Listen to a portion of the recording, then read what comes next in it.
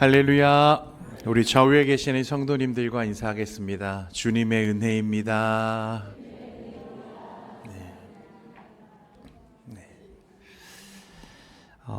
오늘 좀 소개해드릴 분이 계십니다. 우리가 사실 굉장히 또 몇 주간 교회에 출석하시며 예배 함께 드리셨던 우리 임훈 성도님이신데요. 우리 최연남 장로님 우리 소개로 우리 교회에 등록하시게 되셨습니다. 지난주까지는 계속 예배에만 동참하시다가 오늘 등록하시게 되었는데요. 우리 자리에 잠깐 일어나 주시면 저희 박수로 또 환영하도록 하겠습니다.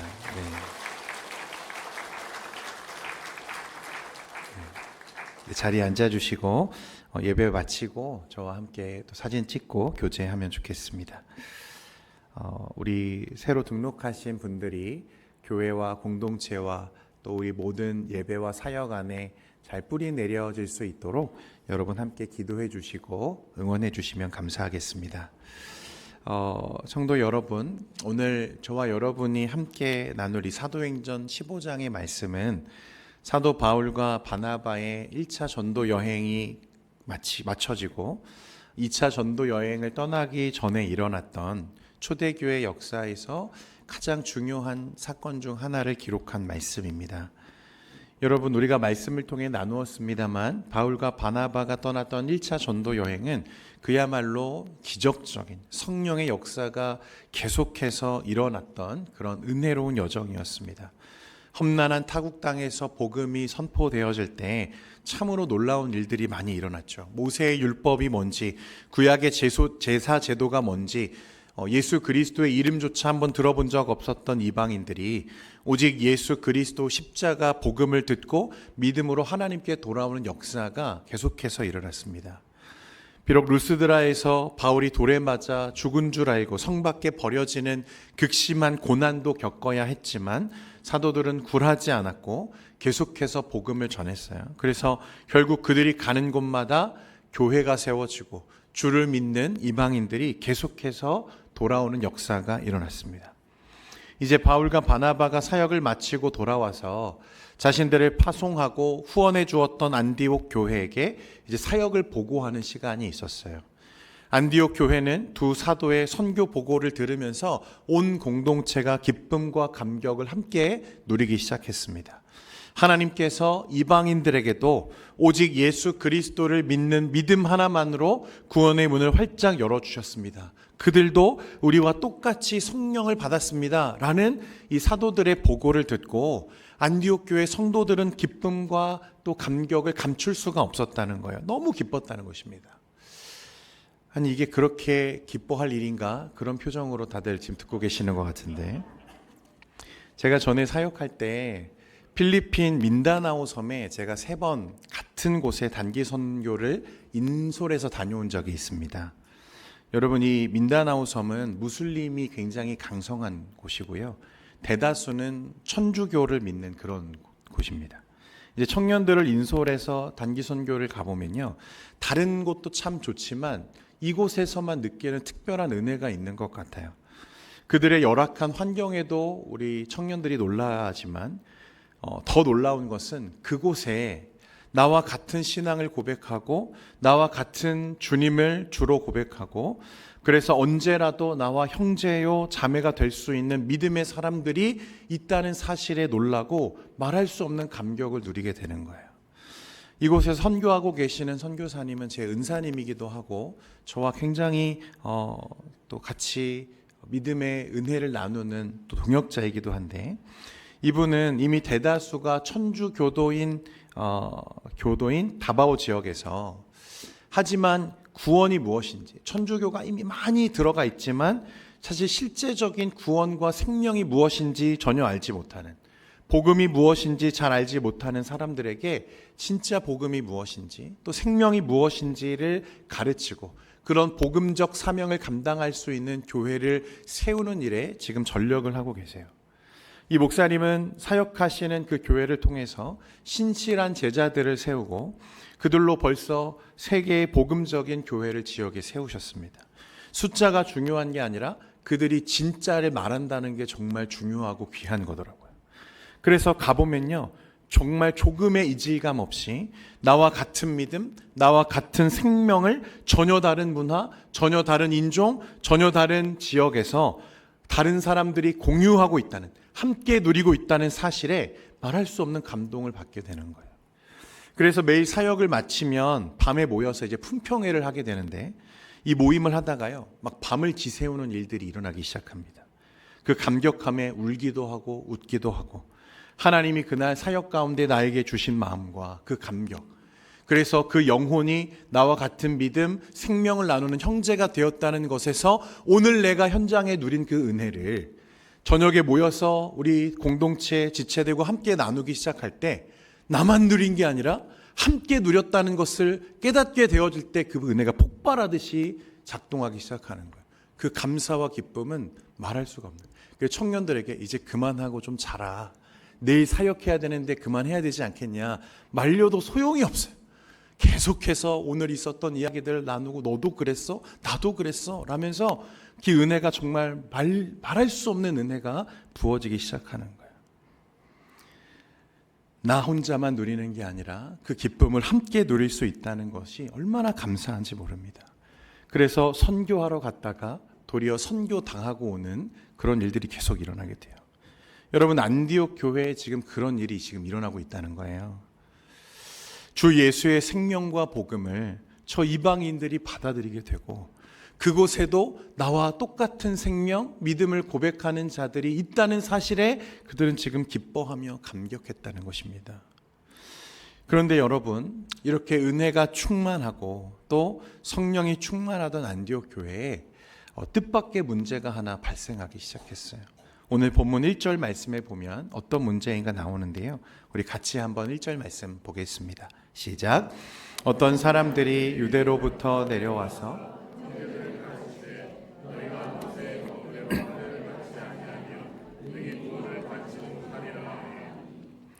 말씀에 보면 유대로부터 어떤 사람들이 왔다고 말씀하는데, 이 사람들은 그러니까 유대교 출신 성도들이겠죠. 원래 안디옥 교회 사람들은 아닙니다.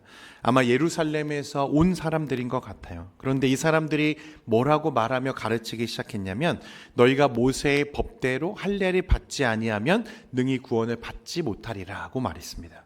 여러분, 무엇을 받지 않으면 구원받지 못한다고요? 할례를 받지 않으면 구원받지 못한다는 거예요. 쉽게 말하면 이런 말입니다. 예수 믿는 거 참 좋아. 그리고 너희가 세례 받은 것도 내가 인정해. 그런데 사실 그것만으로는 좀 부족해. 전부가 아니야. 너희가 진짜 구원받은 하나님의 백성이 되려면 우리 유대인들처럼 모세의 율법대로 육체의 할례를 받고 율법을 지켜내는 삶이 거기에 더해져야만 해 라고 지금 말했다는 거예요. 여러분, 이건 단순한 의견의 차이를 말하는 게 아닙니다. 이것은 우리가 얻은 구원이, 하나님의 구원이 100% 주의 은혜이냐, 아니면 거기에 내 종교적인 행위가 조금이라도 보태질 수 있느냐, 그러니까 오직 은혜냐 아니면 율법도냐, 은혜 위에 율법의 삶도 더해져야 하느냐, 이 문제를 가지고 지금 논쟁이 벌어지기 시작했다는 것입니다. 여러분, 이건 정말 기독교 역사상 복음의 근간을 뒤흔드는 정말 치명적인 문제였어요. 그러면 도대체 할례가 무엇이기에 유대로부터 온 자들은, 그리고 유대교 출신 이 성도들은 그렇게 그 할례를 주장했는가? 우리가 이걸 이해하려면요, 먼저 창세기 17장의 말씀을 좀 살펴볼 필요가 있는데요. 17장에 보면 하나님께서 아브라함을 부르시고 그와 언약을 맺으시는 장면이 말씀에 기록되어 있습니다. 17장 7절과 8절에 보면, 내가 내 언약을 나와 너 및 내 대대 후손 사이에 세워서 영원한 언약을 삼고 너와 내 후손의 하나님이 되리라. 내가 너와 내 후손에게 내가 거류하는 이 땅 곧 가나안 온 땅을 주어 영원한 기업이 되게 하고 나는 그들의 하나님이 되리라고 말씀하세요. 이게 하나님이 아브라함에게 주신 약속이죠. 언약입니다. 나는 너의 하나님이 되고 너는 내 백성이 될 거야. 내가 너를 영원히 사랑하고 너와 함께 할 거야. 이게 하나님이 아브라함과, 그리고 그 아브라함에 있었던 우리에게 주신 사랑의 언약이죠. 그런데 여러분, 이 언약에는요, 한 가지 정말 중요한 게 지금 전제되어 있는 거예요. 그게 뭐냐면 하나님의 사랑입니다. 사랑. 그러니까 하나님이 언약을 주시면서 하셨던 그 약속의 내용은 내가 너를 끝까지 사랑할 거야 라고 하는 것과 다르지 않은 거죠. 그런데 하나님께서 너를 사랑할 거야 이런 약속을 주시면서 그 증표로 아브라함과 그 집안의 모든 남자들에게 몸에 하나님의 흔적을 남기라고 명령하세요. 그게 할례인 거죠. 17장 11절 말씀에 보면 이렇게 말씀합니다. 너희는 포피를 베어라. 이것이 나와 너희 사이에 언약의 표징이니라. 그러니까 하나님이 주신 그 언약의 표징으로 무엇을 행하라고 하신 거예요? 할례를 행하라고 하신 거예요. 남자의 생식기에 포피를 베어서 이것을 그 언약과 하나님의 사랑의 증표로 삼으라고 하나님이 말씀하신 거죠. 이게 바로 할례라는 것입니다. 하나님과 아브람 사이에 맺어진, 하나님과 그 언약 백성 사이에 맺어진 사랑의 증표, 사랑의 표징이 할례였어요. 그러니까 할례는 굉장히 중요한 거죠. 굉장히 중요한 것입니다. 여러분, 그런데 한 가지 생각해 봐야 되는 게요, 우리가 결혼할 때 보면 서로의 사랑을 약속하면서 무엇을 주고받습니까? 예물을 주고받잖아요. 그래서 신랑이 신부에게 예쁜 반지를 끼워줘요. 어떤 반지를 끼워줍니까? 그냥 반지 끼워주면 안 되고 굵은 다이아가 박힌 반지를 끼워줘야 됩니다. 여러분, 이 다이아가 작으면 굉장히 서운한 거죠. 왜 다이아가 중요합니까? 이 다이아몬드가 세월이 지나도 변하지 않는 것처럼 당신을 향한 내 사랑도 변치 않을 겁니다. 뭐 그런 의미가 담겨져 있는 것 같아요. 그런데 크기가 왜 중요한지는 잘 모르겠습니다. 그러니까 그 사랑에 대한 표징이 이 예물 반지라고 한다면, 여러분, 그러면 제가 물어볼게요. 신랑과 신부 그 결혼으로 맺어지는 그 언약 사이에 다이아 반지가 중요한 겁니까? 아니면 서로를 향한 사랑이 중요한 것입니까? 왜 대답을 못 하시지? 다이아 반지가 더 중요한 분들이 계신가 봐요. 당연히 사랑이 중요한 거죠. 그 사랑이 전제되어지고 반지는 표징일 뿐이에요. 표시라는 것입니다. 진짜 본질은 두 사람 사이에 변함없는 사랑이고 신뢰인 거죠. 만약 결혼한 부부가 서로 사랑하지 않아요. 매일 다투고 미워하면서 너랑 결혼한 게 내 인생의 최대의 실수야 막 이러면서 서로를 미워하면서, 그런 분들 좀 계신가 봐요.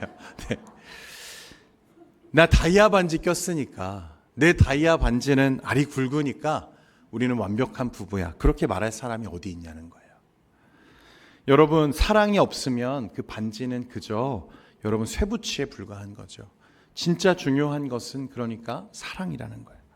여러분, 언약 관계에서도 마찬가지예요. 표징은 표징일 뿐이고 중요한 것은 하나님의 사랑이었다는 거예요. 그런데 오늘 안디옥 교회에 들어온 유대교 출신 성도들은요, 이 본질인 하나님의 사랑과 은혜보다 몸에 남기는 외적인 표징이었던 할례와 또 율법적 의식을 이렇게 지켜야 된다고 주장하는 거예요. 은혜로만은 안 되고 반드시 이 율법적인 삶 그리고 할례를 받아야만 된다고 말했다는 거예요.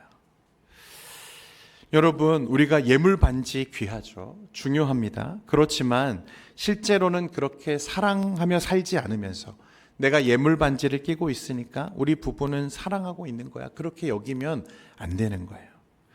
그러면 여기서 우리가 좀 중요한 영적인 질문을 하나 던져봐야 됩니다. 그럼 이들이 주장하고 있는 이 율법적인 삶, 이 율법적인 삶이 과연 나쁜 것인가? 여러분, 이 율법적인 삶이 나쁜 겁니까? 율법을 지키며 사는 것 나쁜 건가요? 하나님의 말씀에 순종하며 살아가는 게 나쁠 수 있습니까? 그럴 수 없다는 거예요. 여러분, 오해하지 말 것은 율법적인 삶, 즉 하나님의 말씀과 계명에 순종하면서 거룩하고 깨끗하게 살려고 몸부림치는 그 삶 자체가 나쁘다고 말하는 게 아니라는 거예요. 나 같은 자를 구원해 주신 하나님의 은혜가 너무 감사해서 주님의 말씀대로 정직하게 살고 이 세상에서 손해보더라도 하나님의 말씀대로 살려고 몸부림치고 그런 거룩한 삶을 살아내려고 하는 것은 지극히 당연하고 아름다운 성령의 열매라는 것입니다. 여러분, 그런데 문제는 뭐예요? 나의 그 율법적인 행위, 나의 율법적인 그 공로를 나의 구원의 조건이자 자격의 기준으로 삼으려는 시도가 위험한 것입니다. 여러분, 율법적인 삶을 사는 게 문제가 아니라 그 율법적인 삶을 나의 구원의 기준으로 삼으려고 하는 게 위험하다는 거예요. 우리가 이걸 보고 뭐라고 말하냐면 율법주의라고 말합니다. 율법주의. 그러니까 율법은 선하고 아름다운 거예요. 왜냐하면 율법을 누가 주셨어요? 하나님이 주셨죠. 그 율법에는 하나님의 성품이 담겨져 있습니다. 그러니까 율법은 그 자체로 완전하고 거룩해요. 그렇지만 그 율법을 지키는 나의 행위를 가지고 내가 구원받을 수 있다고 말하는 순간 여러분, 우리는 율법주의자가 되는 것입니다. 그러니까 율법은 선하고 아름다운 거지만 율법주의는 굉장히 치명적이고 위험한 독소가 된다는 거예요. 바울이 평생 복음적인 사역을 감당하면서 제일 경계했던 것이 무엇이냐면 율법주의와 공로주의였습니다. 사람 마음이 여러분 그래요. 하나님이 나를 구원하실 때 감사하죠. 그래도 하나님의 은혜는 너무 감사하지만 단 1% 정도는 내가 보탬이 될 수 있지 않을까? 하나님이 나를 구원하시는 그 구원에서 나의 어떤 삶과 나의 노력을 통해서 하나님이 나를 구원하실 수 있도록 내가 좀 도와드릴 수 있지 않을까? 그래서 내가 이만큼 열심히 살고 이만큼 헌신하고 이만큼 노력하면 하나님이 나를 좀 구원하시는데 보탬이 되지 않을까? 이런 마음이 여러분 우리에게 계속해서 찾아온다는 거예요. 은근히 내 공로, 내 열심 1%의 하나님의 구원에 보태고자 하는 그 마음이 끈질기게 우리를 괴롭히는 것을 보게 된다는 것입니다. 그런데 여러분 그 1%가 왜 무서운지 아십니까? 그게 아주 작은 것 같은데요. 그래서 얼핏 들으면 아니 예수님의 십자가도 잘 믿고 율법적인 삶도 잘 살면 좋은 것 아닌가? 그렇게 생각하기 쉬운데 우리를 향한 하나님의 구원에 저와 여러분의 공로가 단 1%라도 끼어들어져 오는 순간에 여러분 예수 그리스도의 십자가 복음은 그 완전함을 상실하게 되는 것입니다. 여러분 전부를 잃어버린 것과 다르지 않다는 거예요. 여러분 한번 세계적으로 유명한 화가가 평생을 바쳐서 정말 열심을 다해서 완성한 걸작이 있다고 생각해 보십시오. 여러분 그 작품은 그 자체로 이미 완벽하죠. 이미 충분합니다. 그런데 어떤 어린아이가 크레파스를 가지고 와서요. 여기 좀 빈 여백이 있네. 내가 좀 도와줘야겠다. 그리고 크레파스로 한 줄을 쭉 그었어요. 여러분 이 아이를 칭찬할 수 있는 사람이 있습니까? 여러분 이 빈 여백을 그 아이가 채웠으니까 이제 그림을 완성했구나 그럴 사람 있나요? 여러분 이 완벽한 명작을 완전히 훼손해버린 거예요. 여러분 예수님께서 십자가에 마지막으로 숨을 거두실 때 하셨던 말씀이 있어요. 요한복음 19장 30절에 보면 다 이루었다고 말씀하십니다. 언어로 보면 테텔레스타이, 다 이루었다. 여러분 이 말은 상인들이 물건값을 지불할 때 100% 완불되었을 때 떼어주던 영수증을 말하는 거예요. 영수증. 내가 너의 모든 죄값을 십자가에서 완전히 단번에 다 치루었음을 확증하는 선언이 테텔레스타이. 주님이 다 이루었다라고 말씀하신 거예요. 주님이 이미 100%를 다 이루셨는데 거기에 우리가 알량한 크레파스 같은 여러분 되지도 않는 저와 여러분의 공로를 보태겠다고 끼워 넣는 순간에 우리는 주님의 완벽한 십자가 구원의 사역을 완성하는 것이 아니라 완전히 훼손하는 일이 돼버린다는 것입니다. 사도 바울이 갈라디아서 2장 21절에 뭐라고 경고합니까? 내가 하나님의 은혜를 패하지 아니하노니 만일 의롭게 되는 것이 율법으로 말미암으면 그리스도께서 헛되이 죽으셨느니라. 여러분 이 사실을 믿으시기를 바랍니다. 십자가 은혜에 내 공로와 자격을 조금이라도 보태려는 순간에 나를 위해 피 흘려 죽으신 우리 주님의 그 처절했던 십자가 죽음은 아무런 가치가 없는 헛된 죽음이 된다는 거예요. 여러분 하나님은 저와 여러분을 죄와 사망에서 건지시고 구원하시기 위해서 독생하신 단 하나밖에 없는 예수 그리스도 하나님이신 그분을 십자가에 매달려 죽게 하셨습니다. 여러분 이 사실을 믿으십니까? 그러면 나를 위해 십자가의 그 아들을 내어주신 하나님의 은혜를 우리가 값으로 매길 수 있나요? 환산할 수 있습니까? 여러분 우리가 공로를 그 위에 보태려고 하는 시도는 하나님의 그 생명의 은혜를 우리가 값으로 지불하려는 것과 전혀 다르지 않다는 거예요. 그런데 그 값으로 지불하려는 게 뭐예요? 내 노력이에요, 내 노력. 내 율법적인 행위. 내가 하나님께 드린 헌금 정도로 내가 나를 구원할 수 있다고 믿게 되는 것입니다. 이게 얼마나 치명적입니까? 우리가 우리의 행위와 노력으로 하나님의 생명의 은혜를 산다고 하면 여러분 얼마나 노력하면 될까요? 헌금을 얼마나 하면 될까요? 여러분 환산이 되십니까? 여러분 그러므로 우리의 신앙과 우리의 믿음 안에서 그 주님이 주시는 생명의 은혜를 참된 평안과 기쁨을 그 안에서 누리려면 우리의 구원의 기준이 변함이 없는 오직 주의 은혜에 단단히 매여 있어야 할 줄 믿습니다. 오직 예수, 오직 은혜라는 거예요. 여러분 이 진리 위에 굳게 서는 우리 동현교회 모든 성도들 되시기를 축원드립니다. 그런데 구원의 기준을 아침 저녁으로 매일같이 변하는 나의 마음과 내 행위의 노력에 묶어버리면 여러분 어떻게 되겠어요? 신앙생활은 더 이상 기쁨의 축제가 아니에요. 매일매일 두려움에 떨면서 내가 잘할 때는 하나님이 나를 구원하시겠지. 그러나 내가 조금 잘 못할 때에는 나의 영성이 조금 떨어지고 게을러질 때에는 내가 구원받은 사람일까를 의심하게 되는 날마다 천국과 지옥을 왔다 갔다 하는 여러분 그런 삶을 살게 된다는 것입니다. 구원의 뿌리는 오직 십자가 은혜예요. 내 어떠함, 나의 공로가 아니라 오직 예수 그리스도의 피와 공로로 구원받는 줄 믿습니다. 여러분 그래서 이게 너무 중요한 거죠. 그러면 이런 유대주의자들의 주장에 맞서서 오직 은혜를 갈망하던 안디옥 교회와 지도자들 바울과 바나바는 그럼 이 문제를 어떻게 해결하는가? 오늘 이게 참 중요한 부분인데요. 우리가 교회를 섬기다 보면 여러분 그런 의견의 충돌이 일어날 때가 꼭 있잖아요. 이 사람은 지금 무엇을 얘기합니까? 은혜를 얘기하고 이 사람은 율법을 이야기해요. 은혜냐 아니면 율법도냐. 지금 이 의견이 팽팽하게 맞서는 중입니다. 교회에서 교회를 섬길 때에도 그런 상황들을 맞이할 때가 있어요. 교회에 큰 시험이 찾아오는 거죠. 그러면 여러분 우리가 이럴 때 어떻게 행동해야 되는가? 이럴 때 우리가 정말 명심해야 할 영적인 철칙이 하나가 있는데 여러분 그것은 내 주장이 아무리 옳아도 서로 큰 소리를 내고 남을 비난하고 편을 가르는 방식으로는 결코 교회를 세울 수 없다는 사실입니다. 왜 그러냐면 분열은 절대 성령의 뜻이 아니기 때문에 그렇습니다. 우리가 교회 안에서 내 의를 내세우고 내 생각을 관철시키기 위해서 다투기 시작할 때 사실은 우리가 마귀에게 속고 있는 거예요.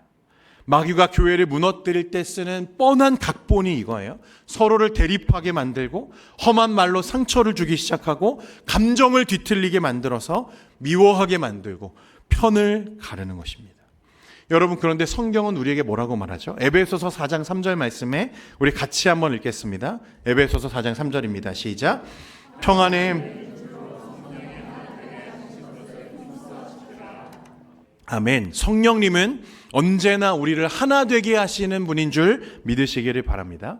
그러니까 목적이 아무리 옳아도 나의 의견이 아무리 사실이어도 방법이 미움과 판단과 분열이라면 그건 하나님의 역사가 아니라는 거예요. 진정한 교회는 내가 죽고 예수로 사는 십자가를 붙잡고 성령 안에서 하나됨을 지켜내는 그 성도의 노력과 섬김을 통해서 세워진다는 것입니다. 여러분 이 안디옥 교회를 한번 보세요.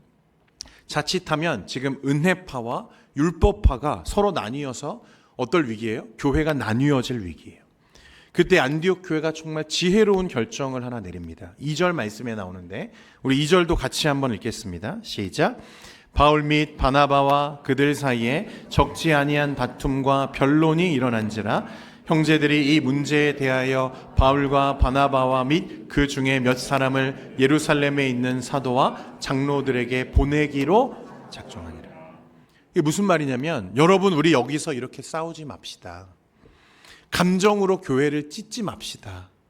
예루살렘 교회에 있는 우리 사도들에게 이 문제에 대해서 영적인 분별과 의견을 한번 들어봅시다. 이 말입니다. 여러분 보통 우리는 의견이 일치되지 않을 때 우리는 감정에 취약하기 때문에 에이 그럼 하지 마. 이거 다 때려치워. 너랑 다시 안 해. 이렇게 갈라서는 결정을 할 때가 참 많잖아요. 여러분 그러면 누구의 뜻대로 되는 거예요? 사탄의 뜻대로 되는 거예요. 여러분 만약 안디옥 교회가 말이 안 통한다고 저들의 의견이 우리와 다르다고 해서 유대주의자들을 쫓아내고 자체적으로 그런 교회를 세우기로 결정했다면 어떻게 됐겠습니까?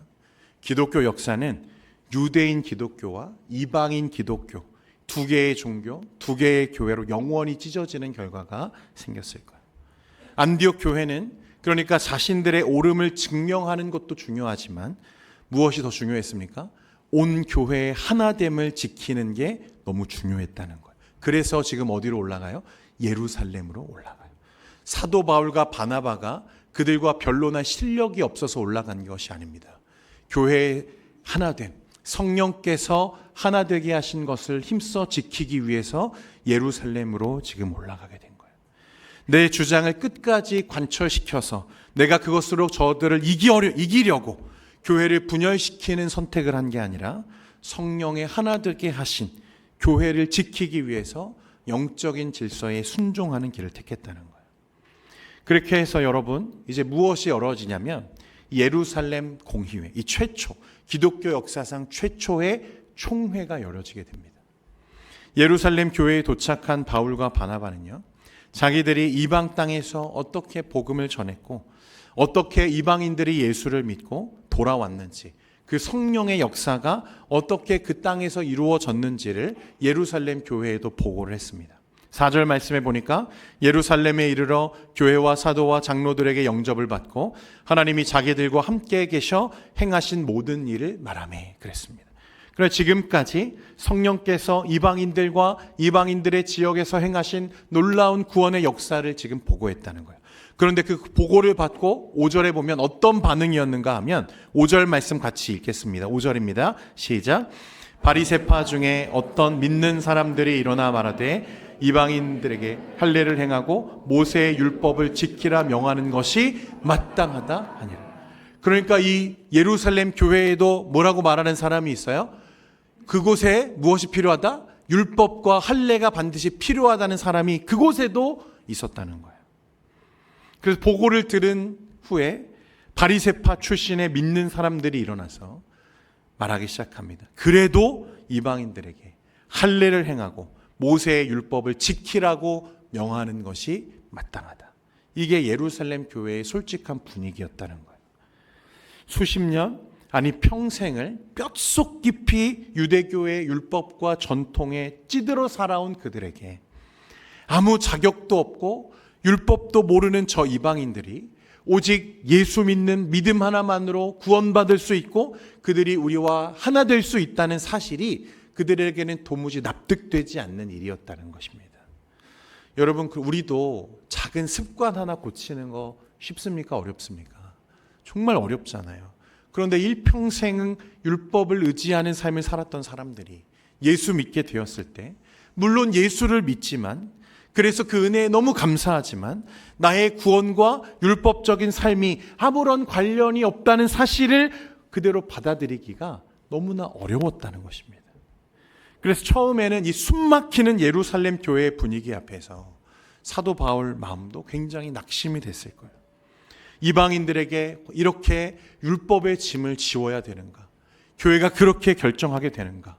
이것으로 인해서 많은 변론이 오고 갔다고 7절 말씀에 기록하죠. 은혜만이냐 아니면 율법도냐, 이 팽팽한 논쟁이 계속되는 중이었어요. 그런데 이때 한 사람이 호련히 일어나서 나섭니다. 누구였냐면 베드로였어요. 베드로.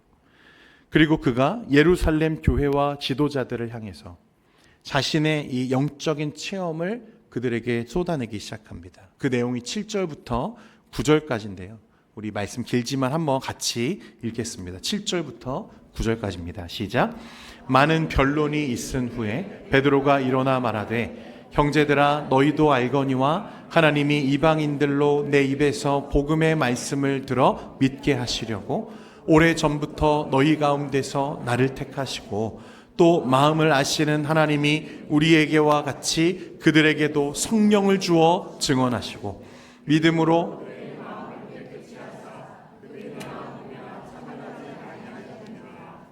아멘. 쉽게 말하면 이런 말이에요. 형제 여러분, 저도 솔직히 이방인들을 받아들이는 것이 처음에는 쉽지 않았습니다. 그런데 하나님이 저를 이방인 고넬료의 집으로 억지로 보내셨을 때 제가 거기서 깜짝 놀랐습니다. 그들은 할례도 안 받았고 세례도 받지 않은 이방인들입니다. 그런데 제가 예수의 십자가 복음을 전하자 성령이 그들에게 불같이 임하는 것을 두 눈으로 똑똑히 보았습니다. 그러니까 하나님은 이 사람들을 차별 없이 예수 믿는 그 믿음 하나만 보고 받으시는구나, 제가 인정하지 않을 수가 없었습니다. 지금 이 말을 예루살렘과 또 그 교회 성도들에게 하는 거예요. 그러면서 10절에 호소합니다. 10절에 보니까 그런데 지금 너희가 어찌하여 하나님을 시험하여 우리 조상과 우리도 능히 매지 못하던 멍에를 제자들 목에 두려 하느냐. 우리도 매지 못하는 거, 우리 조상들도 그 율법적인 삶 한번 살아보겠다고 끝까지 매달리다가 넘어지고 실패하고 하나님을 반역했던 역사를 우리가 반복해오며 살았는데 우리도 매지 못했던 것을 이방인들에게 이제 또 매라고 하는 게 가당하냐라고 말하는 것입니다. 그리고 11절에 정말 놀라운 말씀을 선언해요. 우리 11절 같이 읽겠습니다. 시작. 그러나 우리는 그들이 우리와 동일하게 주 예수의 은혜로 구원받는 줄을 믿노라 하니라. 아멘. 우리는 그들이 우리와 동일하게 주 예수의 은혜로 구원받는 줄을 믿노라 하니라. 여러분, 그날 베드로의 간증을 듣고 예루살렘 온 교회가 숙연해졌을 겁니다. 그렇구나. 하나님의 뜻이 이거였구나. 하나님이 그렇게 하기를 원하시는구나.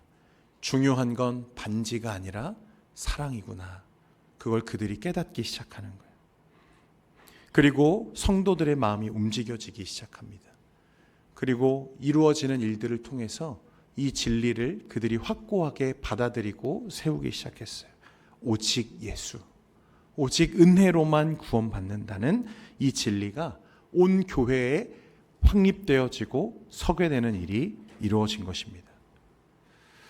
우리의 구원은 전적인 100% 오직 예수 그리스도의 십자가 은혜로 이루어짐을 지금 예루살렘 교회와 당시 세워졌던 모든 교회와 성도가 기쁨으로 받아들이게 되는 역사가 일어난 거예요.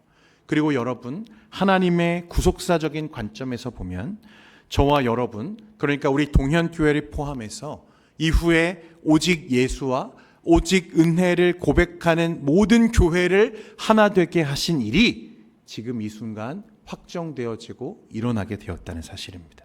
그래서 여러분, 우리는 문화도 다르고 시대도 다르고 인종이 다를지라도 그가 나와 같은 신앙을 고백한다면 오직 예수, 오직 은혜를 고백하는 모든 자들은 한 교회인 줄 믿으시기를 바랍니다. 그들이 우리와 같은 형제라는 것을 이제 그들도 인정하기 시작했다는 거예요. 여러분, 이건 정말 놀라운 일이죠. 여러분, 그래서요, 교회는 나의 공로, 나의 노력을 자랑하는 곳이 아닙니다. 왜냐하면 우리의 구원에는 단 1%도 우리의 노력이 들어가요, 안 들어가요? 들어가지 않는다는 거예요. 전적인 하나님의 은혜였어요. 그러므로 우리가 자랑해야 할 건 죄와 허물로 죽었던 저와 여러분을 살리신 오직 주의 은혜만 자랑해야 할 줄 믿습니다.